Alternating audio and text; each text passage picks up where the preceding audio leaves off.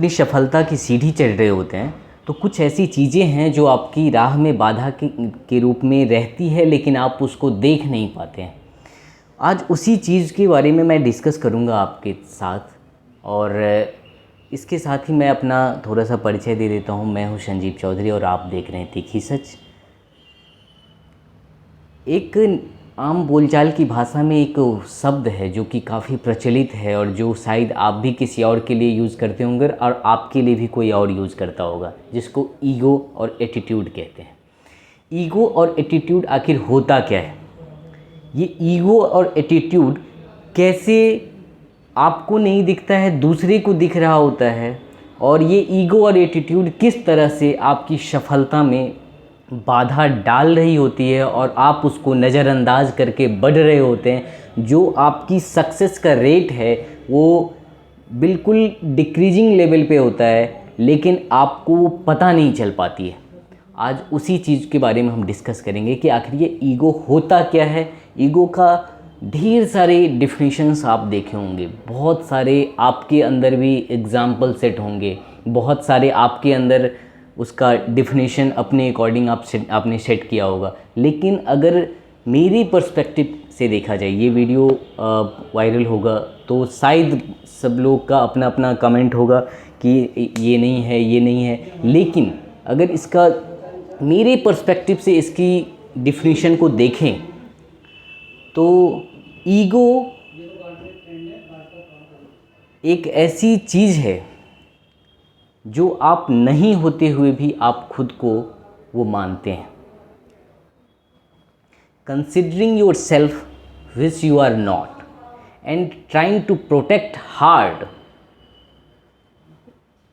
आप जो चीज़ नहीं है उसको साबित करने के लिए, उसको प्रोटेक्ट करने के लिए आप बहुत मेहनत कर रहे होते, उसे ईगो कहते हैं।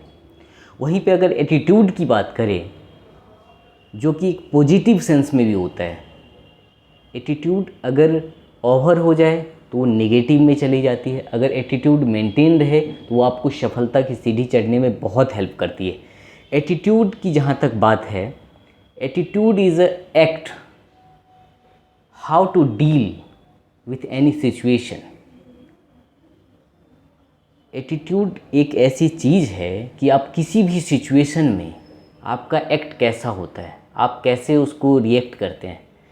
मान के चलिए कि आप अपने ऑफिस में हैं, कोई एम्प्लॉइज़ है आपका जो सही से काम नहीं कर पा रहा है, आप उसको कैसे डील करते हैं, कैसे उससे ट्रीट करते हैं। कोई बहुत काम कर रहा है, उससे आप कैसे ट्रीट करते हैं। कहीं पे आप जाते हैं किसी के भी यहाँ, वो हो सकता है कि ओहदे में या आपके अमीरी गरीबी के लहजे में बहुत का फासला रखता हो, उससे आप कैसे डील करते हैं। ये सारी चीज़ें जो हैं वो एटीट्यूड कहलाती है। ईगो और एटीट्यूड बहुत ही सिंपल और सरल शब्दों में अगर देखा जाए तो सिंपल सा ये है कि आप किसी भी चीज़ के साथ अपनी रियलिटी को मेंटेन करके रखें तो दी बेस्ट आपके सक्सेस रेट को बढ़ाएगी, आपकी बहुत ही सफलता की सीढ़ी को चढ़ने में बहुत ही हेल्प करेंगे। लेकिन अगर इसकी थोड़ी सी इससे बियॉन्ड चले जाएंगे तो बहुत ही ये आपके बाधक के रूप में, आपकी सफलता के रास्ते में बाधक के रूप में काम करेंगे। आप इस चीज़ को अगर देखेंगे तो आप अभी कल ही परसों में एक पोस्ट देखा बिल गेट्स का। उन्होंने एक स्लम एरिया में जाके कुछ मैले कुचले बच्चों के साथ फ़ोटो खिंचवा के पोस्ट किया। अब सोचिए कि अगर वहीं पे आम लोग जो होते हैं वो क्या करते हैं कि हमारे पीछे का बैकग्राउंड कैसे आ रहा है, हम ये कैसे कर रहे हैं, हम किसके साथ फ़ोटो खिंचा रहे हैं, उसका क्या बैकग्राउंड है, वो सारा कुछ देखते हैं। लेकिन वहीं पे आप नरेंद्र मोदी जी जब जाते हैं कहीं पे भी, अपने रैली में जाएं या कहीं पे वोट मांगने जाएं, वो किसी भी गरीब आदमी के पैर छू लेते हैं। राहुल गांधी किसी भी गरीब आदमी के साथ खाना खा लेते हैं, उसको पोस्ट करते हैं, उनसे उनकी फेम बढ़ती है। तो कहने का मतलब ये है कि उनके लिए वो एक ऐसी सफलता की सीढ़ी को पार कर चुके हैं जहाँ पे अब उनके लिए ईगो एटीट्यूड जो है वो मेंटेन रहती है, वो कोई मैटर नहीं करती है। और उनके लिए जो एटीट्यूड है वो पॉजिटिव वे में। वहीं एटीट्यूड की आप जैसे एटीट्यूड का आप थोड़ा सा अलग डिफिनेशन ये भी है। मान के चलिए आप कहीं पे एंटर कर रहे हैं, आप मान आप अपने ऑफिस में एंटर कर रहे हैं या आप कहीं पे आपको किसी स्टेज पे आप एंटर कर रहे हैं, तो उस टाइम पे आपकी एंट्री कैसी है। मान के चलिए कि कोई शो है, वहाँ पे आपकी एंट्री है, तो उस टाइम पे वो भी एक एटीट्यूड ही कहा जाता है। लेकिन वहीं पे आप अगर ओवर रिएक्ट करते हैं तो वो आपको थोड़ा सा दिक्कत है और उसको सुधारने की बहुत ज़रूरत है। तो ये ईगो और एटीट्यूड बहुत ही छोटी सी चीज़ है, लेकिन बहुत ही बड़ी सफलता को पाने में आपकी हेल्प करती है।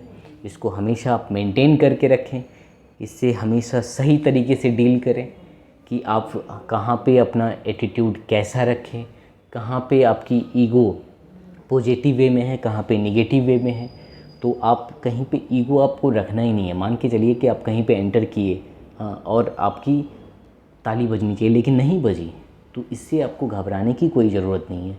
इससे आपको अपने अंदर शर्मिंदगी का एहसास नहीं होना चाहिए, क्योंकि अगर ईगो होता है ना तो वहीं पे शर्मिंदा होता है लोग कि मैं ऐसा आदमी हूँ, मैं इतने इस इलाके के इतने बड़े आदमी हूँ, मेरे देख के लोग ऐसे क्यों नहीं किए। लेकिन जब आप इस चीज़ को इग्नोर कर देते हैं ना तो आपको फ़र्क ही नहीं पड़ता है। और जब आपको फ़र्क नहीं पड़ता है तो आप एक अलग माइंड पे जो प्रेशर क्रिएट होता है वो नहीं होगा तो आप हमेशा क्रिएटिव माइंड रहेगा, तो ऑटोमेटिकली है कि आप बेहतर सोच पाएंगे, बेहतर कर पाएंगे। तो इस तरीके से आप जो है सो ईगो से हमेशा डील कीजिए। वो ईगो जो है एक नेचुरल थिंग्स है जो हर आदमी के अंदर होता है, लेकिन उसके साथ डील करना आपकी काबिलियत, आपकी तरक्की में सफलता के लिए बहुत ही ज़रूरी है। तो इस चीज़ को आप मेंटेन करें कि आप कहाँ पे किस तरह का एटीट्यूड रखें जो पॉजिटिव होगा, और किस तरह का एटीट्यूड आने लगे तो आपको खुद को संभालना चाहिए जो कि नेगेटिव है। तो ये चीज़ आप मेंटेन करके रखें, बहुत ही हेल्पफुल होगी और बहुत ही आपके एक सफलता के शिखर पर पहुंचने में बहुत बड़ी मददगार साबित होंगी। तो ये था, देख रहे थे आप तीखी सच, और मैं था आपके साथ संजीव चौधरी।